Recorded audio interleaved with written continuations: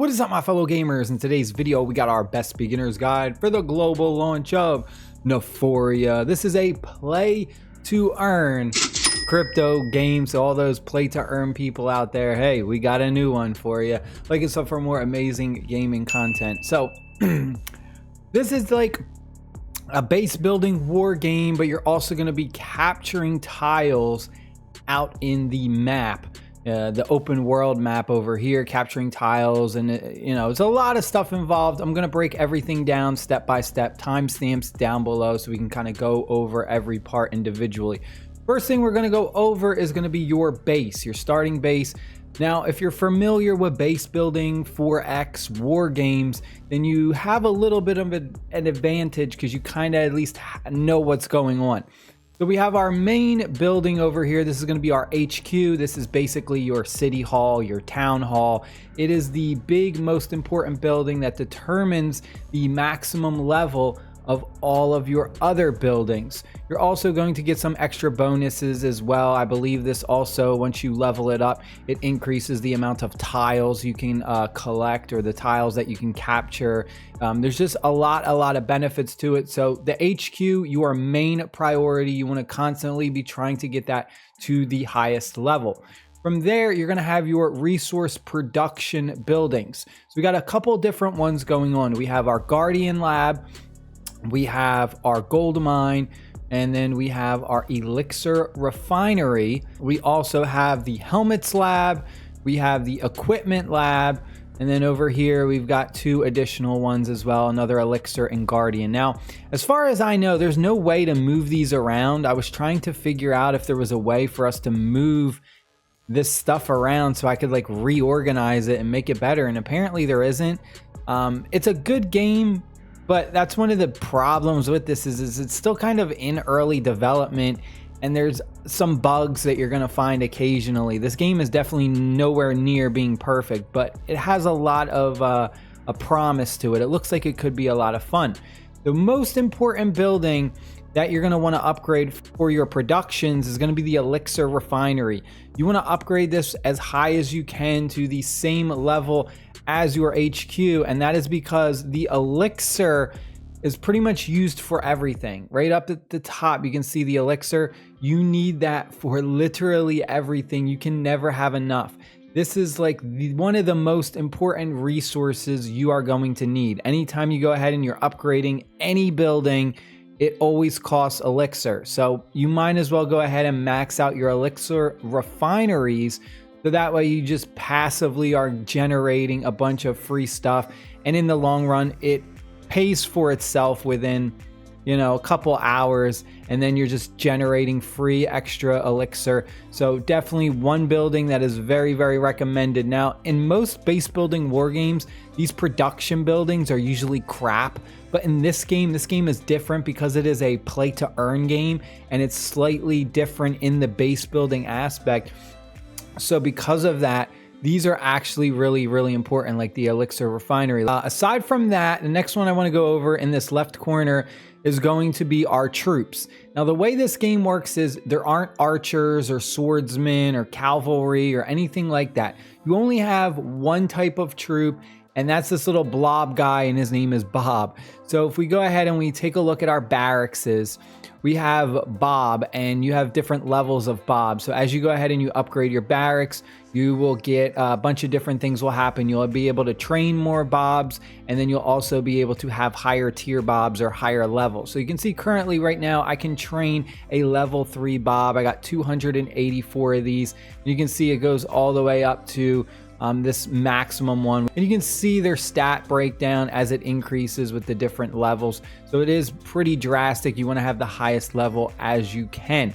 Now, the thing with this game is you also have guardians, which we'll talk about the guardians in a little bit, but the Bobs are actually almost more important in certain situations than your guardians, than your heroes, because if you go into a battle with no Bobs, you actually instantly like almost lose the match.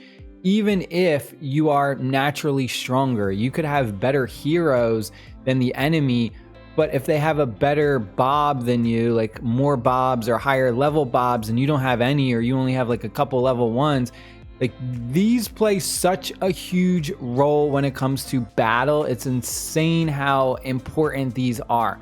So really do not overlook these. This is really, really important. These take forever to train too. Like, I'm on a tier 3. For me to train 350 of these, it takes 7 hours. So the timers in this game is another thing. Some of these timers are pretty ridiculous, specifically with training the bobs. The other thing that we have is the boot camp. The boot camp is going to determine how many bobs we can kind of hold. So you can see it says boot camp capacity, and then we get our combat power as well. From there, over here, we have our hospital. Anytime our bobs get injured, they're sent to the hospital. So when they are destroyed in battle or whatever, we can heal a bunch of them up. This one's going to be our vending machine. This is the gacha system. So you can go ahead and use your guardian coins to do draws for guardians or heroes. And then you also have your helmets as well. You can do draws for helmets. Helmets are kind of like the big thing that makes the guardians, the heroes, special, because you can kind of throw different helmets on, basically different heads on them, and really give them a unique kind of play style depending on what they are looking to do. Basically, this cabin is your builder's cabin.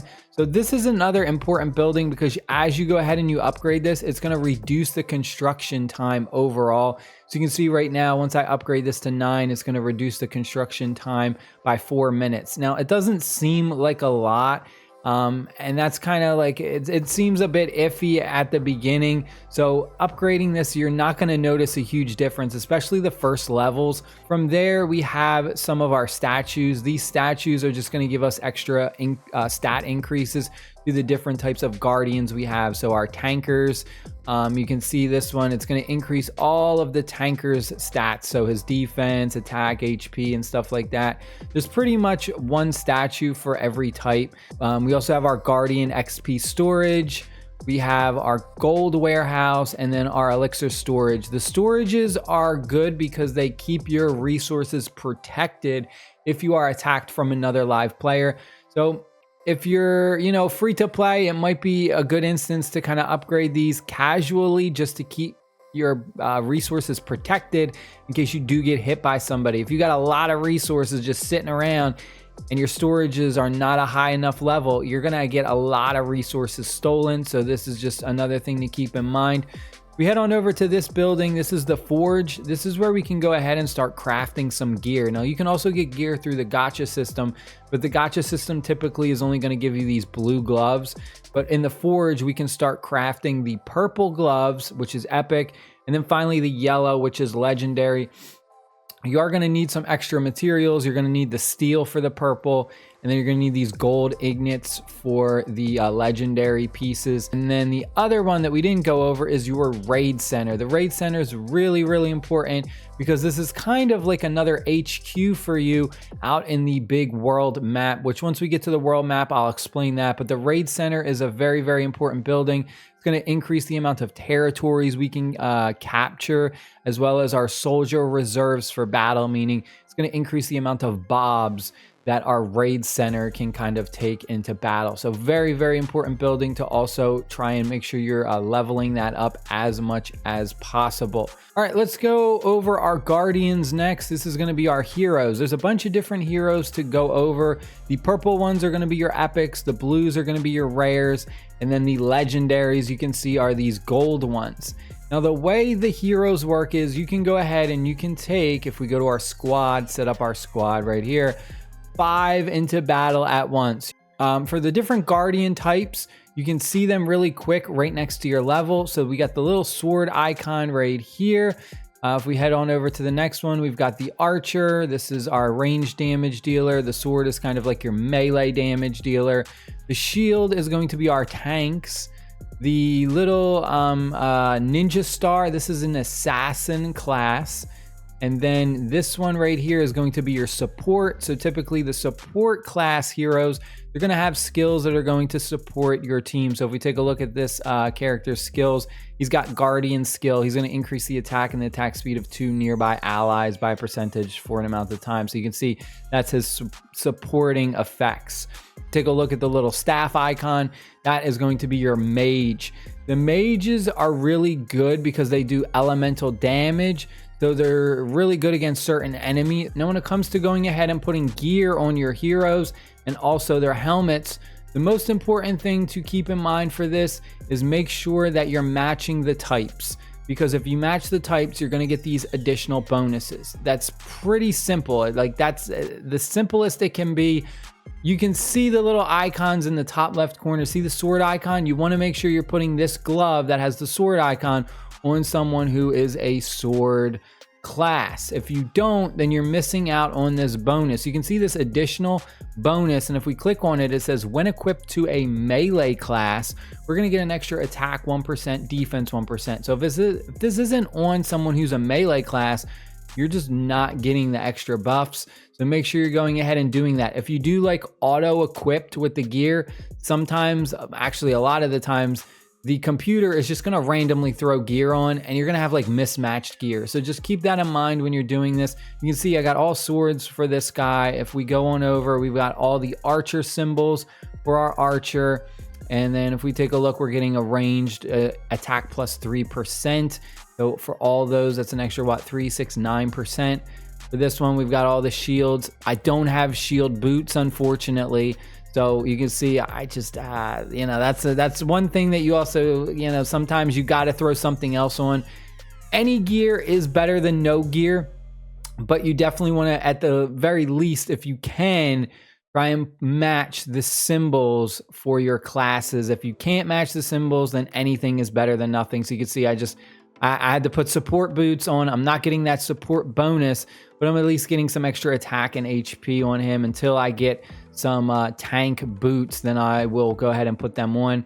For our assassin, you can see we've got all the assassin gear on. We're getting extra attack and elemental defense on there. And then if we take a look at our support, we get an extra attack 1.5% as well 3 times. Now for the helmets, this is kind of going to be determined by like your play style and stuff. But for the most part, a lot of the helmets, they have like distinguishes of like, okay, this helmet is obviously going to be better on this type of hero. So like the bag of flash teleports behind enemy lines for 1 second after combat, deals a bunch of fixed damage to enemies in your path. So you can instantly teleport behind the enemies. So you're going to attack the back line. So obviously something like this would be really good for like an assassin class. You want your assassins to get in there in the back line and do lots of damage to their mages.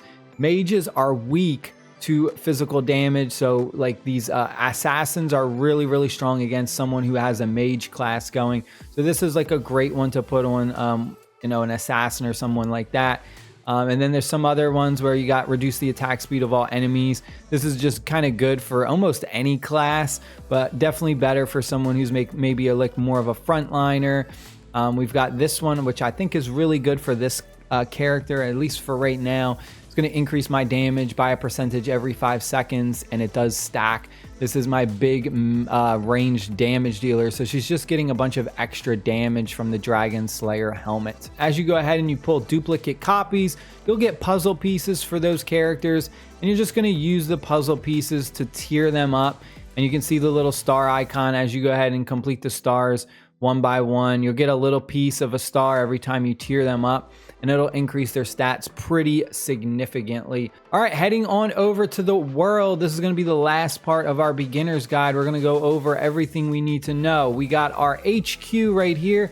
You can see that this is my main building, and if anyone goes ahead and attacks me, they can steal my resources, and I will get randomly teleported anywhere on the map. So that's very, very important to keep in mind, because if you are with your guild members in some area and someone comes and attacks you, you can literally be teleported on the other side of the map. I mean, you could be anywhere and you could actually be put in a worse position.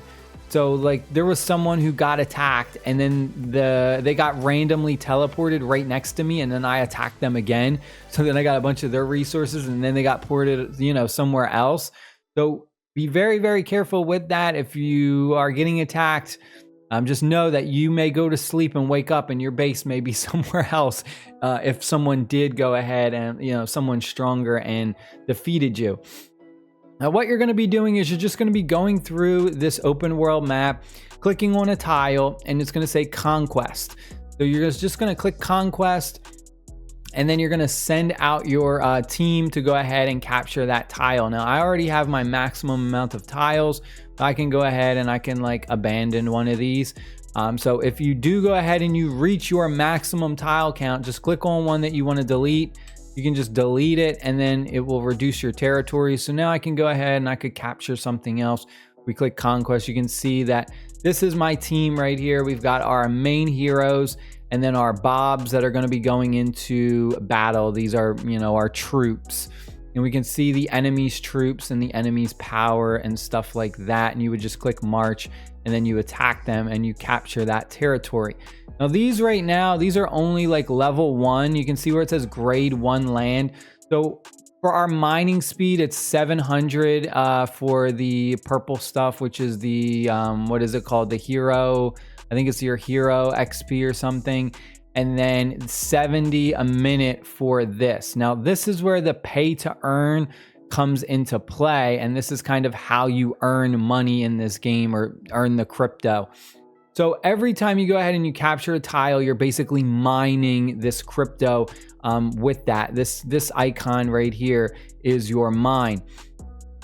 And once you go ahead and you're able to start capturing like higher level tiles, so you can see this is the level 2 area, but this hasn't opened up yet because the server just started. So you can see that it's going to take a little bit of time. It's going to say it's available in, what does that say? Like 3 days and 10 hours. So once that's available, you're going to want to try and migrate to over here and start capturing level 2 tiles. And then even further, there's like level 3 tiles. And then you can see level 4, level 5, level 6. And then we have the big middle, which is the level 7 citadel. So that's pretty much your end goal. The higher grade for the land, the more resources you're going to be able to mine. So we can also go ahead and we can attack other live players, and we can steal their resources as well. So you can see that we can steal a bunch of different things from them. We can steal their mining tokens. We can steal their elixirs and whatever, their gold and stuff like that. You can see the other players' HQ level right at the bottom. It's underneath their name. So this is just says user blah blah blah blah, and it says a 1. So this is just probably a dead base, someone who logged into the game and then just quit or something. So these typically aren't going to have a lot of resources, but you can still attack them, clear them out of the way, get some resources. We can see something like this. This is a level 3 HQ, so this is probably an active player. This would be a really good target for me to hit.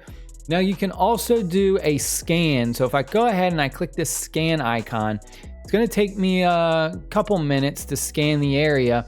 But what it's going to do is after it's done scanning, it's going to let me see all of their territory and kind of like how much storage capacity is going on, like whether they collected their resources or not, which is another important thing that you also have to keep in mind, because as you're going ahead and capturing these tiles, you're generating these resources over time, but it's just still on that tile. So you got to click the collect icon right here in the left corner in order to actually collect them. Otherwise, someone can come here, attack your tile, and they'll just steal all the resources that have just been sitting there being mined up. So you can see I can click collect. I collected all the resources from all of my tiles that I have. And if we go over here, we take a look. All right, so this one's got storage capacity. This one's maxed out on this. He's got what, like 6,000 for that. And then if we click over here, this one also has like 6,000 being mined as well. And then if we take a look right now, you can see storage capacity 0. Now there are some special points of interest that you really want to look out for, especially as a new player. The main one that we are looking out for right now is going to be these fortresses. Now, as a guild, your whole guild can capture these fortresses They're level 1 fortresses, and they're all around the outside of the map. See around all these outsides, and then you've got level 2s, level 3s. The fortresses are really, really important buildings, and you want to make sure you're capturing them because you get a lot of resources from them. So if we take a look at this level 1, it didn't open up yet, but it will in 1 day and 16 hours. Once we go ahead and we capture this, we're going to get an initial bonus of all this stuff. And then it's also going to increase our resource production in our territories by 5%. So we're going to be mining more of the crypto. So 5% extra on all of the tiles that we have collected. And I believe you can go ahead and you can capture multiple of these fortresses. So it's not just like one per guild. So you can capture, you know, as many of these as you can, and that 5% is going to continue to stack up. So it might be a good idea to kind of spread your guild out across a bunch of these different fortresses, so that way you, as a guild, you can capture more of them. Aside from that, there's also another building, if I can find it, and it gives you kind of some like random resources. It kind of just pops up occasionally. There'll be some around right here. So you got these epic ruins, and if you click on these, you can get some like random loot sometimes. You do have your traditional like relocate your HQ, so you can use your guild currency or your diamonds to do that and move your HQ around. Now there is one other thing that you can do, and that's going to be your raid camp. Now your raid camp is kind of like your HQ, but the cool thing about your raid camp is you can set a raid camp up anywhere, and it's not going to cost you like any relocation tokens or anything like that. So I already have mine set up, and you can see I just set mine up over here. There was a lot of dead bases over here, and I just started like attacking them and getting free resources. So all as you do is you click on one of these tiles and you click build, and then you would click build your raid camp. Now you have to have the building unlocked in your base, so you have to have that raid building unlocked. You also have to have it set up in your squad, which was a mistake that I made. So you have to come into your squad area, click squad, and you have to set up your heroes. So you're going to have another 5 heroes that you're going to have to set up. It's going to be different. So you got 5 heroes for your HQ, and then you're going to have 5 separate heroes for your raid. Once that's set up, then you can go ahead, build that, and then it's basically like another HQ for you. And you can go ahead and you can start capturing tiles from this one now as well. The only difference is this for your raid camp. If someone destroys your raid camp, it just disappears.